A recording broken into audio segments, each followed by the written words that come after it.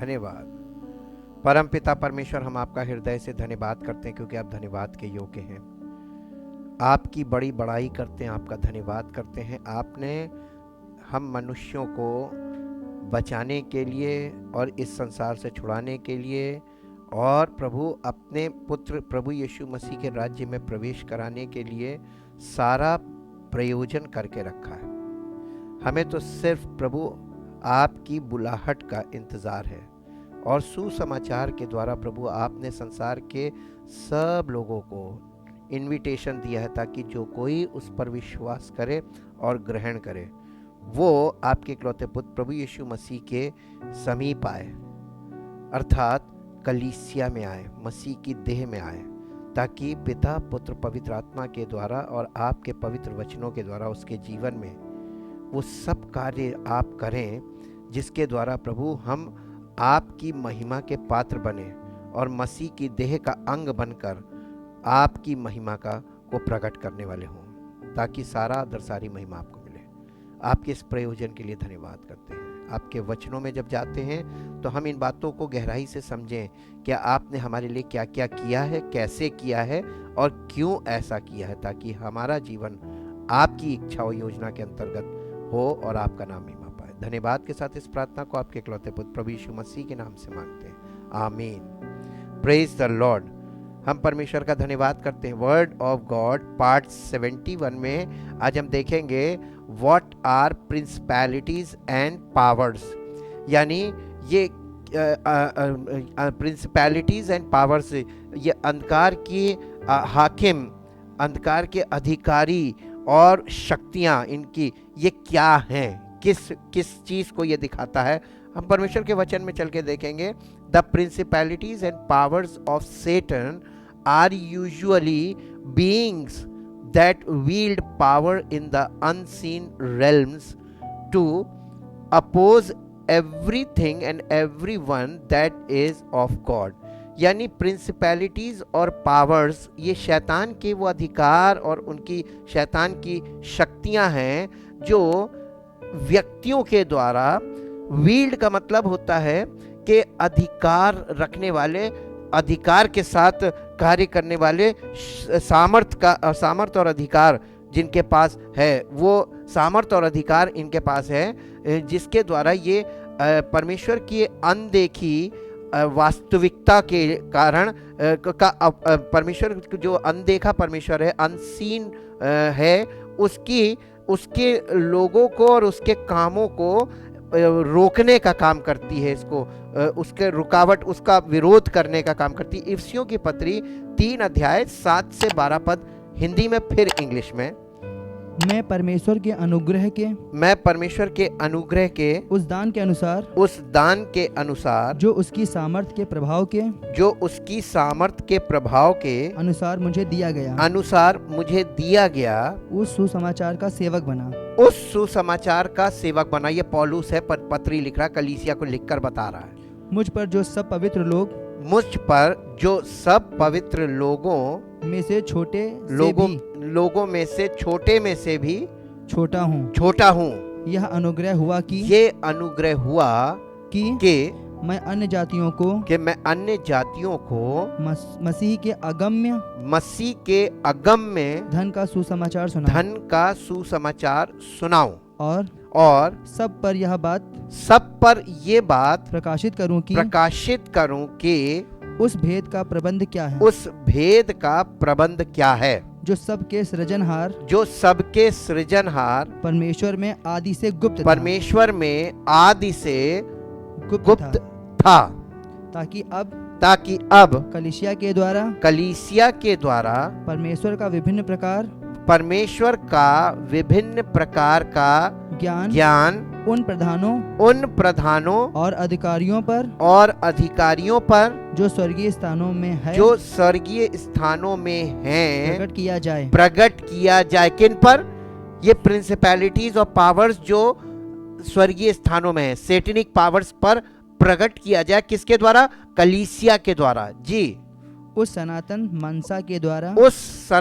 मनसा के द्वारा के अनुसार जो उसने हमारे प्रभु मसीह यीशु में की थी, हमारे प्रभु मसीह यीशु में की थी, जिसमें हमको उस पर विश्वास करने से साहस और भरोसे के साथ परमेश्वर के निकट आने का अधिकार है। कहाँ पे परमेश्वर के निकट आने? मसीह की देह कलीसिया में जब लोग आते हैं तो वो परमेश्वर के निकट आने का अधिकार ये किसने दिया? परमेश्वर ने दिया अपने इकलौते पुत्र प्रभु यीशु मसीह के द्वारा। इसको अब इंग्लिश में पढ़ेंगे। इंग्लिश में है 7 से 12, इफिशियंस चैप्टर 3 वर्स 7 to 12 इन इंग्लिश। यहाँ पर इस प्रकार से लिखा हुआ है, of this gospel I was made a minister according to the gift of God's free grace undeserved favour which was bestowed on me by the exercise, the working in all its effectiveness of his power. To me, though I am the very least of all the saints, God's consecrated people, this grace yani favor privilege was granted and graciously entrusted to proclaim to the Gentiles the unending, boundless, fathomless, incalculable and exhaustless riches of Christ's wealth which no human being could have searched out। यानी मसीह के उस धन का प्रचार करूं जिसे कोई मनुष्य कभी सर्च भी नहीं कर सकता। अन्य जातियों के लिए बिल्कुल सही लिखा है, आप इसको खुद सर्च नहीं कर सकते हैं जब तक कि परमेश्वर अपने वचन के द्वारा और पवित्र आत्मा के द्वारा आप पर ये प्रकट ना करे। और इसके बाद लिखा हुआ है, टू मी दो आई could searched out also to enlighten all men and make plain to them what is the plan regarding the Gentiles and providing for the salvation of all men of the mystery kept hidden through the ages and concealed until now। आज भी ये परमेश्वर का ये जो ज्ञान है, ये वास्तविक ज्ञान, सत्यता, ये गुप्त है, कंसील्ड है, हाँ, concealed until now in the mind of God who created all things by Christ Jesus, जिसने मसीह के द्वारा सब चीजों की सृष्टि की है। The purpose, कहाँ तक था? 12 तक। The purpose is that through the church the complicated many-sided wisdom of God, यानी परमेश्वर की जो बुद्धिमता है, पहली चीज यहाँ पे लिखा है कि कलीसिया में आना क्यों जरूरी है? क्योंकि कलीसिया में परमेश्वर की बुद्धिमत्ता, the wisdom of God, that is complicated. परमेश्वर की बुद्धि बहुत कॉम्प्लिकेटेड है, इतनी कि अगर आप मसीह की देह का वास्तविक अंग नहीं बनेंगे, रेगुलर नहीं रहेंगे और उससे प्रेम नहीं करेंगे और उसके साथ जुड़े नहीं रहेंगे जैसे जुड़ना चाहिए और वैसे नहीं जुड़े रहेंगे और उसमें उसके साथ मिले नहीं रहेंगे, तो ये आपको कभी क्लियर होगी नहीं। इसीलिए कॉम्प्लिकेटेड लिखा हुआ है, कॉम्प्लिकेटेड मेनी साइडेड। इसके ये परमेश्वर की बुद्धिमत्ता के कई कोण हैं, कई सिरे हैं, तो हम इसीलिए स्टडी बहुत जरूरी है। Many sided wisdom of God in all its infinitive variety and innumerable aspects might now be made known to the angelic rulers। Angelic rulers का मतलब स्वर्गदूत जो यानी राज्य कर रहे हैं, एंजेलिक रूलर्स एंड अथॉरिटीज, और जो अधिकारी हैं हवा में हैं, जो प्रिंसिपैलिटीज एंड पावर्स जिसको बोला गया है, इन द हेवनली स्फीयर, जो स्वर्गीय स्थानों में है, ये उन पर प्रकट हो। This is in accordance with the terms of the eternal and timeless purpose which he has realized and carried into effect in the person of Christ Jesus our Lord, in whom because of our faith in him we dare to have the boldness, courage and confidence of free access। यानी मसीह के द्वारा हमें ये स्वतंत्र आना जाना, मसीह की उपस्थिति में आना जाना स्वतंत्रता के साथ, ये हमको फ्री एक्सेस जो मिला हुआ है, and unreserved approach to God with freedom and without fear। यानी हमें इसीलिए कलीसिया जहाँ पे परमेश्वर की उपस्थिति होती है, वहाँ पर जब हम बेधड़क आते हैं और मसीह के देह में सहभागिता करके और उसकी आशीषों को और उसकी सामर्थ को अपने जीवन में प्राप्त करते हैं, ये हमारे लिए एक निज़ाम रखा गया, एक प्लान ऑफ गॉड है ये। The phrase principalities and powers occurs 6 times in the Bible। ये जो फ्रेज है प्रिंसिपैलिटीज एंड पावर्स, ये 6 बार बाइबल में आया, 6 बार, और 6 बार नए नियम में। अब हम इसको एक एक करके देखेंगे। पहली बार, the powers referred here are those with miraculous powers, whether false teachers and false prophets और the very demonic entities that empower them. यानी कहने का मतलब ये है कि अभी हम जो पद पढ़ेंगे इसमें जो शक्तियों के बारे में, जो सामर्थ के बारे में, जो अधिकारियों के बारे में बात की जा रही है, ये मिराकुलस पावर है, यानी आश्चर्य कर्म करने वाली शक्तियाँ। और ये आश्चर्य कर्म करने वाली शक्तियाँ वेदर फॉल्स, हो सकता है कि ये फॉल्स टीचर्स के द्वारा काम कर रही हो, फॉल्स प्रॉफिट्स के द्वारा काम कर रही हो, और द वेरी डिमोनिक एंटिटीज, और बहुत से ऐसे स्वतंत्र लोग हैं जो मसीह के सेवक का रूप धर के खड़े हुए हैं और उन पर कोई अधिकार किसी का नहीं है, परमेश्वर का भी नहीं है, किसी का कोई अधिकार नहीं। वो स्वतंत्र इच्छा में खड़े हुए हैं, अपनी मन से काम कर रहे हैं। एंटिटी का मतलब, जिन पर, एंटिटी का हमने मीनिंग यहाँ पर नोट किया है और ये सर्च करके हम करते हैं। एंटिटी का मतलब होता है स्वतंत्र अस्तित्व वाला, किसी के अधीन ना होने वाला। ये स्वतंत्र, ये डिमोनिक होते हैं, ये जो यानी शैतानी शक्तियाँ उनके पास होती हैं और वो स्वतंत्र रूप से कार्य करते हैं। दैट एम्पावर्ड का मतलब जो उनके द्वारा शक्ति प्राप्त करते हैं, शैतानी शक्तियों से शक्ति प्राप्त करके आश्चर्य कर्म करने का काम करते हैं। रोमियो की पत्री 8 अध्याय 37 से 39 पद पढ़ेंगे। परंतु सब बातों में हम उसके द्वारा जिसने हमसे प्रेम किया है जयवंत से भी बढ़कर हैं। क्योंकि मैं निश्चय जानता हूँ कि न मृत्यु न जीवन न स्वर्गदूत न प्रधानताएं न वर्तमान न भविष्य न सामर्थ न ऊंचाई न गहराई और न कोई और सृष्टि हमें परमेश्वर के प्रेम से जो हमारे प्रभु मसीह यीशु में है अलग कर सकेगी। ये पॉसिबल है नहीं।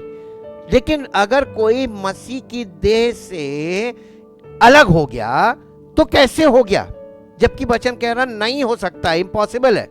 ये इम्पॉसिबल पॉसिबल कैसे होता है? इंग्लिश में हम पढ़ेंगे 37 से, Romans chapter 8 verse 37 to 39। Yet amid all these things we are more than conquerors and gain a surpassing victory through him who loved us। हम यीशु मसीह जिसने हमसे प्रेम किया, पिता पुत्र पवित्र आत्मा। हिम का मतलब ये तीनों ने हमसे प्रेम किया, इनके कारण ये हमें बचाते हैं। For I am persuaded beyond doubt, I am sure that neither death nor life nor angels nor principalities nor things impending and threatening, nor things to come, nor powers, nor height, nor depth, nor anything else in all creation will be able to separate us from the love of God which is in Christ Jesus our Lord। हमें मसीह के प्रेम से कोई अलग नहीं कर सकता है, और मसीह के प्रेम से अलग नहीं कर सकता मतलब मसीह की कलीसिया से हमें कोई अलग नहीं कर सकता। केवल जो चीज अलग करने वाली है उसके बारे में बताया जा रहा है। ये पावर्स उसी पर हावी होती हैं जो मसीह से प्रेम नहीं करता और परमेश्वर के वचन को महत्व नहीं देता, उसी पर यह हावी हो जाती है। ये बताया जा रहा है। तो वचन बहुत इंपॉर्टेंट है, बहुत इंपॉर्टेंट। ये फाउंडेशन का काम, ये सीड है। गॉड इज नंबर 2 है, God is the creator and ruler over all authorities. परमेश्वर जो है वो सब चीज़ों का, सारी शक्तियों का और सारे अधिकारों का रचने वाला और उन पर अधिकार रखने वाला है। Whether they submit to him or rebel against him. चाहे ये सरदूत हो या कोई भी हो, दुष्ट की शक्तियां हो, सेटनिक पावर्स हो, डिमोनिक पावर्स हो, चाहे ये परमेश्वर के अधीन रहें या परमेश्वर का विरोध करें, लेकिन परमेश्वर का अधिकार इनके ऊपर, कंट्रोल इन पर रहता है. What ever power the evil forces possess, यानी जो कोई भी शक्ति उस अंधकार की सामर्थ्य के पास होती है, वो पजेस यानी उस पर, वो उसके वश में होता है, उसके अधिकार में होती है. They are not out of the ultimate control of our sovereign God. वो हमारे सर्वशक्तिमान परमेश्वर के कंट्रोल से बाहर नहीं जा सकती, उसके कंट्रोल में ही रहेंगी और उससे कम है. who uses even the wicked for bringing about his perfect plan and purpose. परमेश्वर इन दुष्ट की शक्तियों को भी अपनी योजना और अपने परफेक्ट प्लान को पूरा करने में इसका प्रयोग कर लेता है. इनका प्रयोग परमेश्वर कर लेता है. और ये परमेश्वर से, ये इंफीरियर पावर्स है, यानी परमेश्वर से कम शक्ति है. परमेश्वर प्रभु यीशु मसीह से बड़ी कोई शक्ति नहीं है. ये इस वचन के द्वारा सिद्ध किया जाए, बताया जा रहा है. ये वचन इसको सिद्ध कर रहा है. कुलस्सियों की पत्री उसका पहला अध्याय उसका 16 पद. क्योंकि उसी में किसमें? मसीह में. क्योंकि उसी में यानी मसीह में सारी वस्तुओं की सृष्टि हुई, सृष्टि हुई, स्वर्ग की हो अथवा पृथ्वी की, देखी या अनदेखी, क्या सिंहासन, क्या प्रभुताएं, क्या प्रधानताएं, क्या अधिकार, सारी वस्तुएं उसी के द्वारा और उसी के लिए सृजी गई हैं. अब बताइए क्या कहेंगे? इन शक्तियों में जाके फंसने से क्या फायदा? वचन हमको जो चीज बता रहा, वो इसलिए बता रहा, तभी वचन पे ध्यान करेंगे तो वचन आपको इनसे बता देगा कि इनके चक्कर में ना रहो, तुम आगे बढ़ो. For it was in him that all things were created in heaven and on earth, things seen and things unseen, whether thrones, dominions, rulers और authorities, all things were created and exist through him, by his service, in intervention and in and for him. ये मसीह के लिए, मसीह के द्वारा ये सब चीजें प्रकट में आई हैं. इसके साथ साथ डैनियल नबी की पुस्तक उसका 4 अध्याय का 35 पद पढ़ेंगे. पृथ्वी के सब रहने वाले उसके सामने तुच्छ गिने जाते हैं. और वह स्वर्ग की सेना और पृथ्वी के रहने वालों के बीच अपनी ही इच्छा के अनुसार काम करता है. कौन? पिता, पुत्र, पवित्र आत्मा अपनी इच्छा के अनुसार काम करते हैं. और ये इंडिविजुअल एंटिटीज, ये लोग अपनी इच्छा में काम करते हैं और परमेश्वर अपनी इच्छा का मालिक है. परमेश्वर की इच्छा में कैसे पता चलती? By the word of God. और हमको क्या करना है? बॉडी ऑफ क्राइस्ट में क्या हमारा काम है? हमको परमेश्वर की इच्छा और योजना के अंतर्गत वचन के द्वारा पिता, पुत्र, पवित्र आत्मा हमको लाते हैं, ताकि हम सारे अधिकार हमारे ऊपर से टूट जाएं, केवल परमेश्वर का अधिकार हमारे जीवन में काम करे, उसी की सामर्थ्य काम करे. इंग्लिश में है अभी आगे. हाँ. और कोई उसको रोक कर उससे नहीं कह सकता तूने यह क्या किया. परमेश्वर को रोक कर कोई नहीं पूछ सकता कि तुमने ये क्या किया, ऐसे क्यों किया. कोई सवाल कर सकता है? इंग्लिश में पढ़ेंगे Daniel chapter 4 verse 35. And all the inhabitants of the earth are accounted as nothing, and he does according to his will in the host of heaven and among the inhabitants of the earth, and none can stay his hand or say to him, what are you doing. परमेश्वर से कोई नहीं पूछ सकता कि तुम ये क्या करते हो. इसी के साथ एक पद पढ़ेंगे यशायाह नबी की पुस्तक 46 अध्याय 9 और 10 पद. हाय उस पर जो अपने रचने वाले से झगड़ता है. वह तो मिट्टी के ठोकरों वो श्रापित. हाय का मतलब श्रापित है वो जो अपने रचने वाले से झगड़ा करता है. वह तो मिट्टी के ठोकरों में से वो तो मिट्टी के ठीकरों में से एक ठीकरा ही है। एक ठीकरा ही है। क्या मिट्टी कुम्हार से कहेगी तू यह क्या बनाता है? तू ये क्या बनाता है? क्या कारीगर का बनाया हुआ कार्य उसके विषय में कहेगा उसके साथ नहीं, उसके हाथ नहीं है। हाय उस पर जो अपने पिता से कहे तू क्या जन्माता है जी, और माँ से कहे तू किसकी माता है। इंग्लिश में यशायाह नबी की पुस्तक 46 अध्याय का 9-10 पद इंग्लिश में, earnestly remember the former things which I did of old, for I am God and there is no one else. I am God and there is none like me, declaring the end and the result from the beginning and from ancient times, the things that are not yet done, saying, my counsel shall stand and I will do all my pleasure and purpose, calling a ravenous birds, declaring the end result from the beginning. यानी परमेश्वर अंत को आरंभ में ही बता चुका है। इस सृष्टि का आरंभ में ही अंत रखा हुआ है। यानी परमेश्वर इतना बुद्धिमान है कि उसने सृष्टि की रचना की और उसने इस सृष्टि का अंत बता दिया उसी समय, आरंभ में ही। ये है परमेश्वर, और ये सब बातें हमको पता कहां से चलती? परमेश्वर के वचन से। तीसरा पॉइंट है, the powers are created by Christ. ये जो दुष्ट की शक्तियां आप देखते हैं, principalities and power, they are created being. वो उनको रचा गया है, उनको उत्पन्न किया गया, उन्हें बनाया गया है। ये लिखा है, the powers are created by Christ and therefore under his control. वो मसीह में उनकी रचना हुई है और वो मसीह के कंट्रोल में है। कुलस्सियों की पत्री 2 अध्याय उसका 15 पद ऐसा बताता है, और उसने प्रधानताओं और अधिकारों को ऊपर से उतारकर उनका खुल्लम खुल्ला तमाशा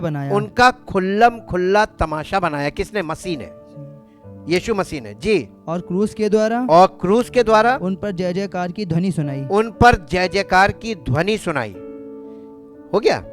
इसको इंग्लिश में पढ़ेंगे 2:15। God disarmed the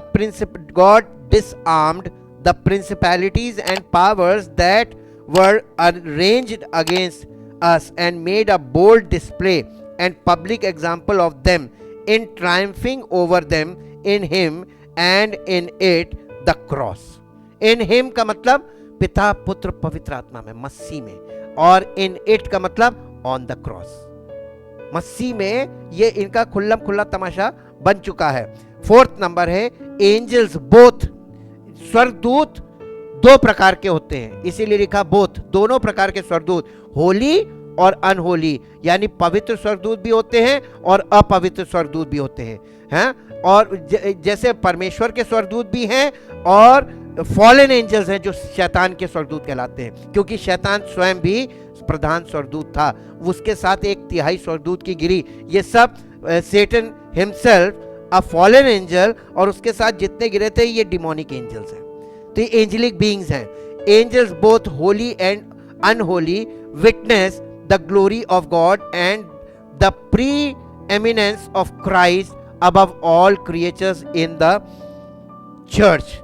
यानी कलीसिया में जितने मनुष्य हैं सबको ये प्रकट किया जाता है, पर परमेश्वर प्रकट कर रहा है अपने वचन और अपने पुत्र के द्वारा कि ये जो फॉलन होली अनहोली जितने भी है ये सब परमेश्वर की महिमा के लिए रखे गए थे। और ये प्री एमिनेंस का मतलब होता है आउटस्टैंडिंग।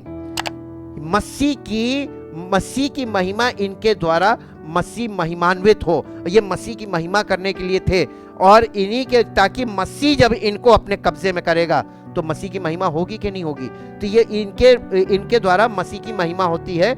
और अबव ऑल क्रिएचर्स यानी सब सृष्टि की सब चीजों को के ऊपर, इन द कलीसिया में, ये कि बहुत ऊंचे पे है कलीसिया, those who are saved and preserved by his power. ये कलीसिया का मतलब वो लोग जो मसीह के द्वारा उद्धार पाए हुए हैं और उन्हें मसीह के देह में सुरक्षित कर दिया गया है।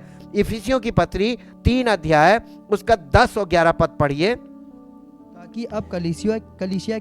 ताकि अब कलीसिया के द्वारा परमेश्वर का विभिन्न प्रकार का ज्ञान उन प्रधानों और अधिकारियों पर जो स्वर्गीय स्थानों में है प्रकट किया जाए किसके द्वारा? कलीसिया के द्वारा। उनको प्रिंसिपैलिटीज और पावर्स को परमेश्वर का ज्ञान मसीह में प्रकट किया जाए, यानी कलीसिया के द्वारा प्रकट किया जाए उस सनातन मनसा के अनुसार जो उसने हमारे प्रभु मसीह यीशु में की थी। इंग्लिश में ये क्या है? 3:10-11 इंग्लिश में है। The purpose is that through the church, the complicated, many-sided wisdom of God in all its infinite variety and innumerable aspects might now be made known to the angelic rulers and authorities, principalities and powers in the heavenly sphere. This is in accordance with the terms of the eternal and timeless purpose which he has realized and carried into effect in the person of Christ Jesus our Lord. इसके साथ साथ कुलस्सियों की इफिसियों की पत्री का 1:20 और 21 पद, जो उसने मसीह में किया कि उसको मरे हुए में से जिलाकर स्वर्गीय स्थानों में अपनी दाहिनी ओर सब प्रकार की प्रधानता और अधिकार और सामर्थ और प्रभुता के और हर एक नाम के ऊपर जो न केवल इस लोक में पर आने वाले लोक में भी लिया जाएगा। बिठा दिया जी, बैठाया लिखा ना, किसने बैठाया? पिता ने बैठाया। किसको बैठाया? पुत्र को बैठाया जी। In him the whole structure you are built upon the foundation of the apostles and नहीं, इसका इफिसियों के 1:20-21, which he exerted in Christ when he raised him from the dead and seated him at his own right hand in the heavenly places, far above all rule and authority and power and dominion and every name that is named, above every title that can be conferred, not only in this age and in this world, but also in the age and the world which are to come. And he has put all things under his feet and has appointed him the universal and supreme head of the church, a headship exercised throughout the church. यानी मसीह को कलीसिया पे शिरोमणि बनाकर कलीसिया को दे दिया। अब कलीसिया के अंदर मसीह क्या है? शिरोमणि है, और उसके सामने हम लोग आते हैं और हमारे जीवन में उसकी सामर्थ्य प्रकट होती है और छुटकारे के और सामर्थ्य के काम हमारे जीवन में होते हैं। तो कितना इंपॉर्टेंट है आना। 5वां point, it is as though we are facing an army of dark powers who have been disarmed from real power and against whom we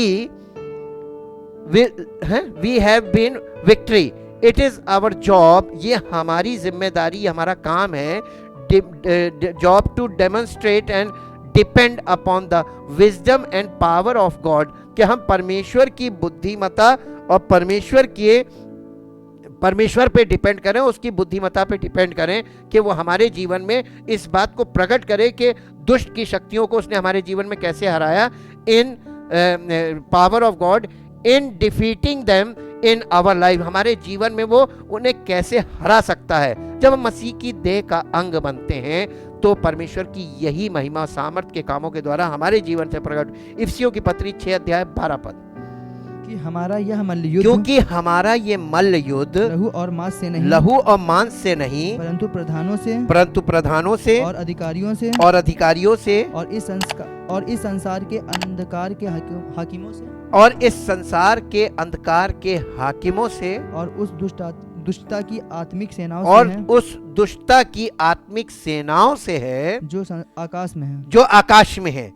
For we are not wrestling with flesh and blood, contending only with physical opponents, but against the despotism, against the powers, against the master spirits who are the world rulers of this present darkness, against the spirit forces of wickedness in the heavenly supernatural sphere. यानी ये स्वर्गीय स्थानों में ये मौजूद हैं, और कलीसिया स्वर्गीय स्थानों में इनसे ऊपर है। और जब आप कलीसिया में आते हैं तो आप इनसे ऊपर हैं, आप मसीह के पास आए, उसकी सामर्थ आपके जीवन में इनकी एक्टिविटीज जो चल रही है उसको तोड़ देगी। ये है। इसके बाद छठा पॉइंट है, those who rebel against the earthly authorities, वो लोग जो इस संसार के अधिकारियों के, यानी गवर्नमेंट की बात की जा रही है, हमारे सिविल गवर्नमेंट जो है, इसके जो अथॉरिटीज हैं, इनके साथ विरोध करते हैं। विरोध का मतलब बलवा करते हैं। बलवा करने का मतलब होता है इनकी आज्ञा ना मानना, कानून का ना मानना। Rebelling against what God has instituted and those who do so will bring judgment on themselves। और वो परमेश्वर के द्वारा नियुक्त किए गए हैं ये अधिकारी लोग, जो गवर्नमेंट जिसको बोलते हैं, हमारी गवर्नमेंट, हमारे देश की गवर्नमेंट, हमारे स्टेट की गवर्नमेंट, ये परमेश्वर की ओर से नियुक्त की हुई है। ये ऐसा नया नियम बताता है। और जो लोग इनकी आज्ञाओं का उल्लंघन करते हैं और उसके खिलाफ खड़े हो जाते हैं कि हम नहीं इस चीज को मानेंगे, हम एक्सेप्ट नहीं करेंगे, ये परमेश्वर इनका न्याय करेगा। परमेश्वर ये पसंद नहीं करता है। सबसे पहले निकालिए तीतुस की पत्री 3 अध्याय का पहला पद। लोगों को सुधि दिला कि हाकिमों और अधिकारियों के अधीन रहें। ये किसको काम बोला गया? कलीसिया में जिम्मेदारी दी गई है कि कलीसिया के लोगों को ये सुधि दिलाओ कि हाकिमों और अधिकारियों के अधीन रहें और उनकी आज्ञा माने और हर एक अच्छे काम के लिए तैयार रहें। ये हमको मानना है, ये हमको परमेश्वर की ओर से ये हमको ऑर्डेन किया जा रहा है। रिमाइंड पीपल, यानी सुधि दिलाने का मतलब उनको याद दिलाओ। Remind people to be submissive to their magistrates and authorities, to be obedient, to be prepared and willing to do any upright and honorable work। हाँ, और इसके साथ साथ रोमियो की पत्री उसका 13 अध्याय निकाल लीजिए। रोमियो की पत्री उसका 13 अध्याय। इसलिए जो कोई अधिकार का विरोध करता है, हाँ, उसके पहला और दूसरा पद पढ़िएगा। हर एक व्यक्ति शासकीय अधिकारियों के अधीन रहे, क्योंकि कोई अधिकार ऐसा नहीं जो परमेश्वर की ओर से ना हो, और जो अधिकार है वे परमेश्वर के ठहराए हुए हैं। इसलिए जो कोई अधिकार का विरोध करता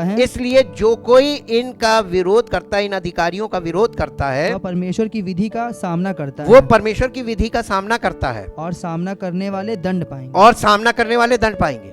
साफ साफ लिखा है कि नहीं लिखा है? तो क्या करना चाहिए? कलीसिया में लोगों को सुधि दिलाओ। लोकल गवर्नमेंट, जो आप जिस कंट्री में आप रह रहे हैं, जिस स्टेट में आप रह रहे हैं, वहाँ की जो लोकल गवर्नमेंट है, वहाँ पे जो कानून पास हो रहा है, जो आज्ञा निकल रही, उसका आपको हुक्म मानना चाहिए। और फिर अपने परमेश्वर से प्रेम रखने वाला व्यक्ति हुक्म मानेगा और उससे अपने साथ के विश्वासी को भी कहेगा कि तुम भी मानो, एक दूसरे को सुधि दिलाएगा, रिमाइंड कराएगा। वचन में लिखा है, और ये परमेश्वर की ओर से आज्ञा है, तो ये भी परमेश्वर की आज्ञा में जुड़ा हुआ है। तो हमें ये इसीलिए let every person be loyally subject to the governing, यानी civil authorities, for there is no authority except from God by his permission, his sanction, and those that exist do so by God's appointment. Therefore, he who resists and sets himself up against the authorities resist what God has appointed and arranged in divine order, and those who resist will bring down judgment upon themselves, receiving the penalty due to them। यानी परमेश्वर की ओर से वो दंड पाएंगे। परम पिता परमेश्वर, हम आपका हृदय से धन्यवाद करते हैं। आप महान हैं और आपके अद्भुत महान कार्य के लिए जो आपने अपने पुत्र के द्वारा हम लोगों के लिए किया है। हमें केवल आप बचाना नहीं मांग रहे हैं, बल्कि हमको अपने पुत्र के स्वरूप में परिवर्तित करके अपनी महिमा हमें प्रकट करना चाहते हैं अपने पुत्र के स्वरूप में, ताकि प्रभु इस सृष्टि पर आपकी महिमा हम सबके द्वारा प्रकट हो, आपके इकलौते पुत्र का प्रगटीकरण हो और प्रभु का नाम महिमामय होने पाए। हम धन्यवाद करते हैं आपके पवित्र वचनों के लिए, जो हमें सही मार्गदर्शन करता है, ताकि प्रभु हमारा जीवन आपकी महिमा के योग्य हो। और जो कोई आपके वचन को हम लोगों के बीच में आए और वचन सुने, वो वाकई में आपकी महिमा करे और आपका धन्यवाद करे, और उसके जीवन में छुटकारे और सामर्थ के काम हो, ताकि आपका नाम महिमा पाए। धन्यवाद के साथ इस प्रार्थना को आपके इकलौते पुत्र प्रभु यीशु मसीह के नाम से मांगते हैं, आमीन। Praise the Lord.